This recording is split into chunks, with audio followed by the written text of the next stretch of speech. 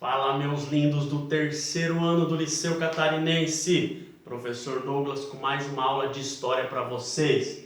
Hashtag amo os meus alunos. E tô morrendo de saudade. Gente, esse momento da quarentena deu para ver uma coisa. Esse sentimento que a gente acha que às vezes, não é tão... Ele acaba se intensificando. Eu amo vocês, tá? E tô morrendo de saudade de vocês. Não vejo a hora de voltar para a sala de aula. Pessoal, nós começamos na aula passada uma aulinha sobre a Segunda Guerra Mundial. Só que ali eu só falei mais da formação das alianças, né? O eixo, os aliados, como foi essa formação dessa aliança, uma introduçãozinha, até chegar na invasão da Polônia, lembra? Foi o estopim para começar a Segunda Guerra, o boom para começar a Segunda Guerra Mundial. Hitler invade a Polônia e agora a França e Reino Unido declaram guerra à Alemanha. Agora é guerra, agora acabou a brincadeira, vamos lá, é pancadaria. O que acontece? Vamos lembrar, o eixo era formado por Japão, Itália e Alemanha.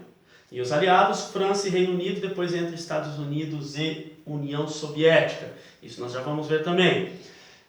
Gente, o que acontece? O eixo, ele traça algumas estratégias. Eu dividi aqui em duas fases, tá? A guerra de 1939, que foi o início, até 1941, com a entrada dos Estados Unidos e da União Soviética, e de 41 a 45. Vocês vão entender o porquê que eu dividi em duas fases a Segunda Guerra Mundial.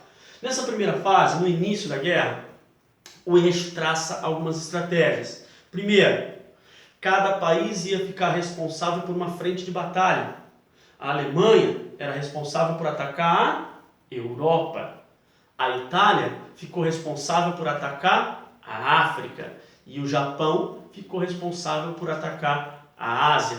Então eles fizeram essas três frentes de batalha, tá? Muito bem organizada, por sinal. E aí a Alemanha tem outra estratégia, tá? Chamada Blitzkrieg. Blitzkrieg é uma palavra de origem alemã, só que assim ela não tem uma definição certa. Blitzkrieg. Alguns associam a ataque relâmpago, ataque rápido. Vocês vão entender que estratégia eficaz que Adolf Hitler tinha com essa primeira fase.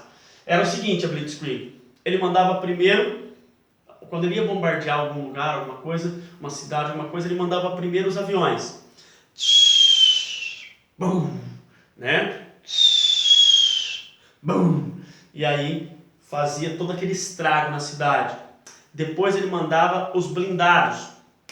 Desceu o cacete, tiro, bomba, pá. E só por fim ele mandava a infantaria. Com isso, o ataque era rápido, eficaz e tinham poucas baixas. Por quê? Porque a infantaria ia só para terminar o serviço que os aviões e os blindados já tinham começado. Então, essa estratégia funcionou muito bem até 1941, gente. O eixo estava prevalecendo na guerra. Ele já tinha conquistado a Holanda, ele já tinha conquistado a Dinamarca, e por incrível que pareça, quais eram as duas maiores potências dos aliados? França e Reino Unido. Por incrível que pareça, em 40 ele já tinha dominado até 41 a França. Ele chegou na capital, Paris. Gente, existe uma foto na internet bem famosa de Hitler, que ele tira uma foto lá na Torre Eiffel, bem debochadão assim, ele mais dois generais, tá? Pode ir pá, é nós, para dizer assim, estamos na França, tomamos a capital. Então, essa foto é bem famosa, se vocês pesquisarem na internet, vocês vão ver ali. Hitler debochadão, assim, na Torre Eiffel, tá? Ele era debochado, professor? Gente, eu costumo dizer assim, ó. Professor, quem foi o maior estrategista de guerra? Napoleão Bonaparte. Mas quem que foi o cara com o maior poder de persuasão que já existiu? Para mim, foi Hitler, tá? Ele era perito nesse poder da persuasão. Então, eles conquistam a França, eles usam Blitzkrieg e conquistam a França. Lembra que o eixo tinha, ou a Alemanha, para ser mais específico, tinha um acordo com a União Soviética. Qual que era o nome do pacto que nós falamos na outra aula? Pacto de não agressão. Pacto de não agressão. Tá? Então eles tinham esse pacto e o combinado era o quê? Eu não te ataco, você não me ataca. Porém, Hitler, ele vem com um plano ambicioso e audacioso e ele resolve fazer uma operação para atacar a União Soviética. O nome dessa operação era Operação Barbarossa ou Barbarossa, tá? Que era uma operação para atacar os russos, e eles começam a atacar a União Soviética. Porém, eles não contavam com alguns fatores que ocorreram. Eles começaram prevalecendo, gente. Eles foram tomando tudo, os alemães eram um bichão mesmo. Eles vão tomando tudo e vão tomando as cidades, vão avançando por onde eles vão passando. Eles não contavam com dois fatores. Primeiro, Stalin também era muito estrategista. O que ele faz? As cidades que ele sabia, ou as regiões que ele sabia que os alemães iam invadir, que eles iam chegar, ele mandou queimar tudo. Sério, professor? Queimar toda a cidade, queimar tudo. Estoque de alimento, queimar tudo. E fugir. Tá? Por quê? Porque os alemães iam chegar lá e não ia ter mantimento para eles. Gente, o outro fator que eles não contavam com a invasão da União Soviética era o frio intenso. Tá? Eles pegaram bem uma época ali de inverno rigoroso na Rússia. Então o frio era intenso. O que acontece? Eles estavam sem mantimentos, porque queimavam, né, todos os estoques e tudo, queimava a cidade toda, ou fazendas, enfim. O que acontece? Os aviões vinham para trazer mantimento para os alemães, tá? E eles mandavam em caixas.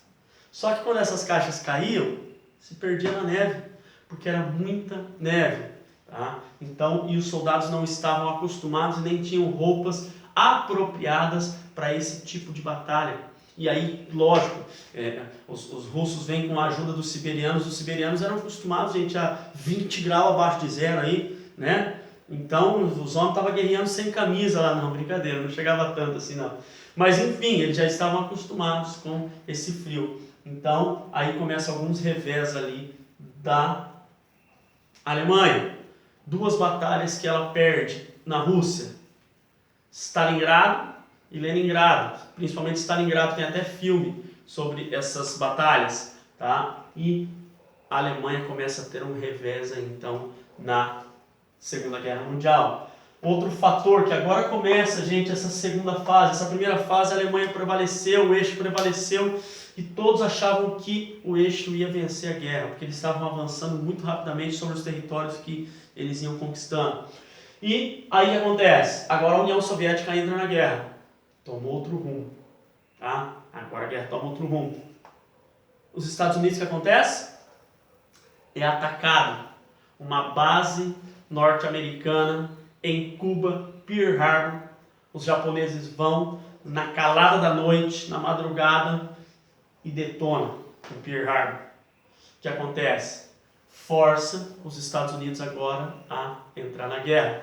Porém, nós já falamos um pouquinho na outra aula, não era bem esse o motivo, foi só um estopim também para os Estados Unidos entrar, né, gente? Os Estados Unidos, ele é perito, o que acontece?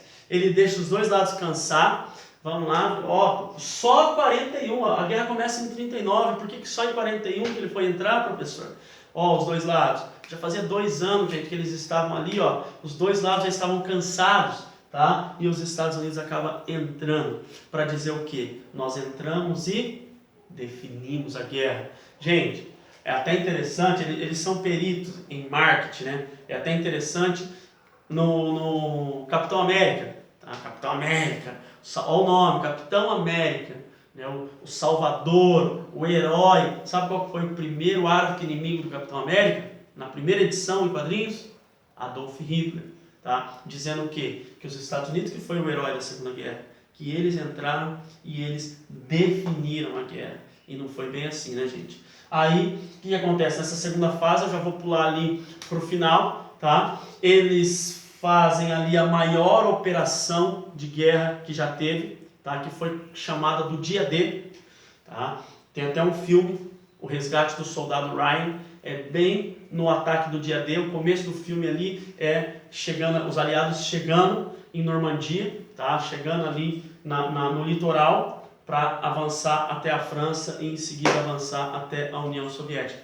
Então, eles chegam no litoral ali, aí vão todos, gente, vão os ingleses, aí vão norte-americanos, enfim, todos agora juntos nessa operação grandiosa e que é bem eficaz. Eles chegam na Alemanha, eles chegam em Berlim e acredita-se que Hitler se mata, e a esposa também, antes que eles o capturassem.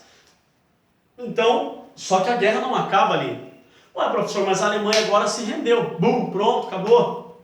Os alemães se renderam, conquistaram a Alemanha, e aí, acabou? Não. Tem um país nojento que ainda insiste, e aí é chamada Guerra do Pacífico, que será o conteúdo da nossa próxima aula, tá?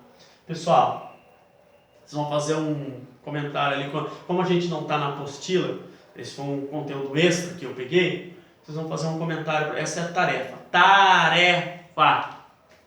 Faça um comentário sobre a primeira fase e a segunda fase da Segunda Guerra Mundial. Tá bom, pessoal? Vocês vão postar no campo das atividades. Eu não vou aceitar a tarefa postada no campo das mensagens.